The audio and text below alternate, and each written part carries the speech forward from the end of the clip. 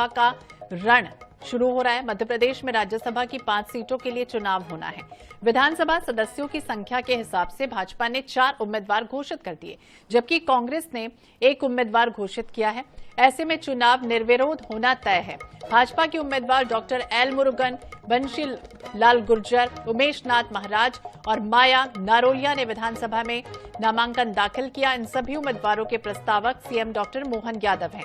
वहीं कांग्रेस ने मध्य प्रदेश कांग्रेस के कोषाध्यक्ष अशोक सिंह को उम्मीदवार घोषित किया। कांग्रेस उम्मीदवार भी कुछ देर में ही अपना नामांकन दाखिल करेंगे। तो तस्वीरें सामने आई थी जब 4 उम्मीदवारों ने अपना नामांकन दाखिल किया था, एक तरह से शक्ति प्रदर्शन दिया था। वहीं कांग्रेस के अशोक सिंह का नाम जिस तरह से फाइनल हुआ है और अब से कुछ ही देर बाद वो भी पहुंचेंगे और अपना नामांकन दाखिल करेंगे।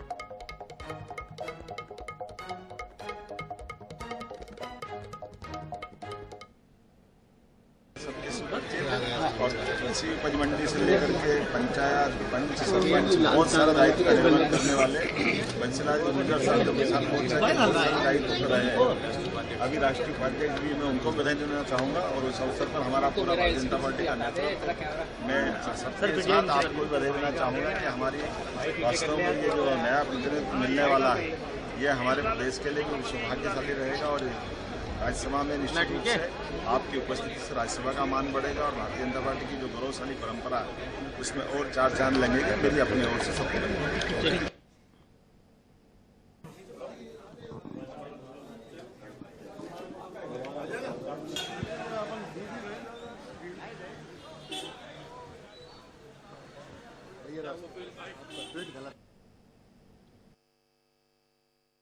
कांग्रेस की तरफ से अशोक सिंह जी विधानसभा पहुंच रहे हैं। सब लोग जो नेता हैं उनके साथ हैं। अशोक जी, सबसे पहले तो आपको हार्दिक बधाई। धन्यवाद।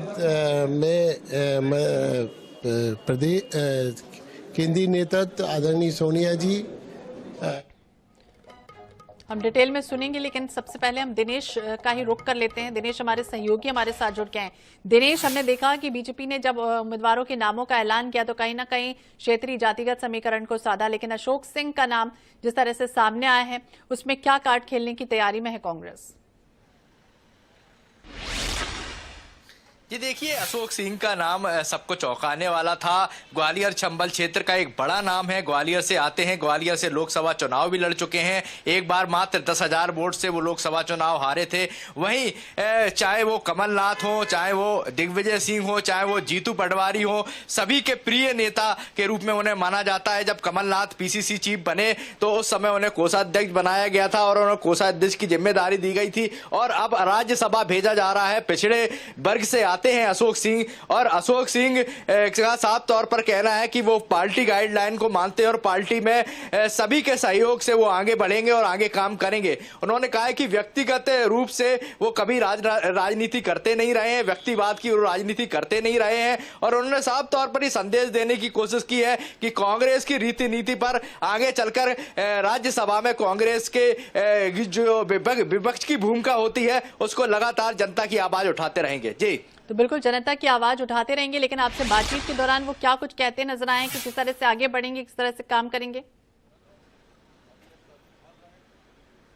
जी देखिए, उन्होंने कहा कि सभी कार्यकर्ताओं और नेताओं के साथ वो सामंजस्य बिठाकर लगातार पहले भी काम करते रहे हैं और अभी भी काम करते रहेंगे। वहीं एक बात करें तो हम उनसे जब मैंने प्रश्न किया कि ग्वालियर चंबल में एक बड़े ध्रुव के रूप में आपको राज्यसभा भेजा जा रहा है कांग्रेस की तरफ से, सिंधिया की तोड़ है, तो उन्होंने कहा कि मैं व्यक्तिगत राजनीति नहीं करता और उन्होंने साफ तौर पर इसे नकार दिया और उन्होंने कहा कि मैं कांग्रेस के हित में कार्य करूंगा। विपक्ष के नेता, चूंकि विपक्ष में मध्य प्रदेश में कांग्रेस है और लोकसभा में भी है और राज्यसभा में वो अब जनता की आवाज उठाएंगे। तो साफ तौर पर उनका संदेश देने का यही मतलब था कि वो किसी भी गुट से जुड़े हुए नहीं है। यही कारण है कि कांग्रेस पार्टी ने उन्हें राज्यसभा के लिए चुना है। बिल्कुल दिनेश, किसी भी गुट के नहीं है, हालांकि अपनी दलीलें वो दे रहे हैं और आपने कहा कि वो प्रिय भी है सबके, लेकिन कहीं ना कहीं राजनीति में अगर हम देखें तो कुछ ना कुछ बदलाव जरूर दिखाई देता है उसके पीछे। अब इस तरह से उन्हें अशोक सिंह को चुनने के पीछे कोई बदलाव नजर आएगा?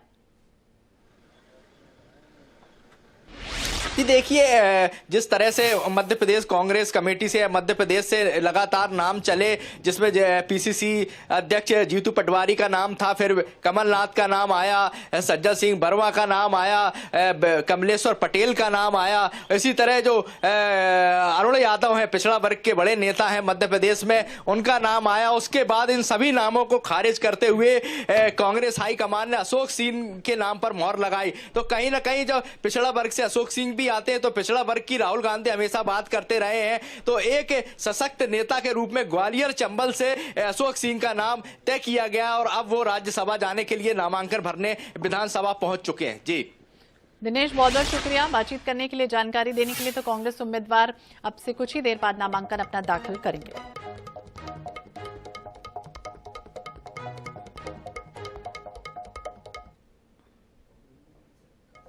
कांग्रेस की तरफ से अशोक सिंह जी विधानसभा पहुंच रहे हैं। सब लोग जो नेता हैं उनके साथ हैं। अशोक जी, सबसे पहले तो आपको हार्दिक बधाई। धन्यवाद।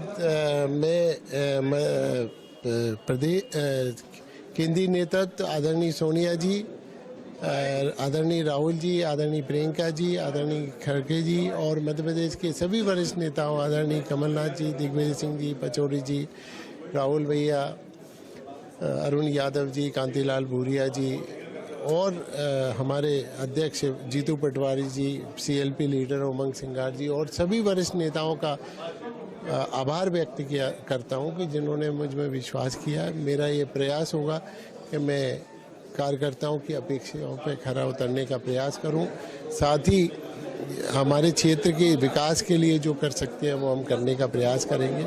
इसके साथ साथ मध्य प्रदेश के लिए भी जो परियोजनाएं लंबित हैं उनके लिए जो संघर्ष करना पड़ेगा कि वहाँ दिल्ली में करेंगे। तो सिंधिया जी से बड़ी टक्कर देखने को मिलेगी, ऐसा कहा जा रहा है ग्वालियर में। देखिए, मेरी आरोप प्रत्यारोप की राजनीति में कभी विश्वास नहीं रहा। वो मैं अपने तरीके हम अपने कांग्रेस पार्टी की रीति नीतियों पे काम करते हैं, उसको आगे बढ़ाने का काम लगातार करते हैं और करते रहेंगे।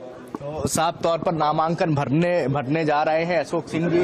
सब जो नेता हैं उनके साथ पहुंच रहे हैं विधानसभा में। जो बड़े लीडर्स हैं, विधायक हैं, वो उनके इंतजार कर रहे हैं। पहले ही कमलनाथ जी के यहाँ जो नामांकन प्रक्रिया के लिए जो है हस्ताक्षर विधायकों से करवाए गए थे और अब आज नामांकन भरा जाएगा और विधानसभा थोड़ी देर में अशोक सिंह पहुंचने वाले हैं। कैमरामैन नितिन के साथ INS 24/7 के लिए भोपाल से दिनेश शुक्ल।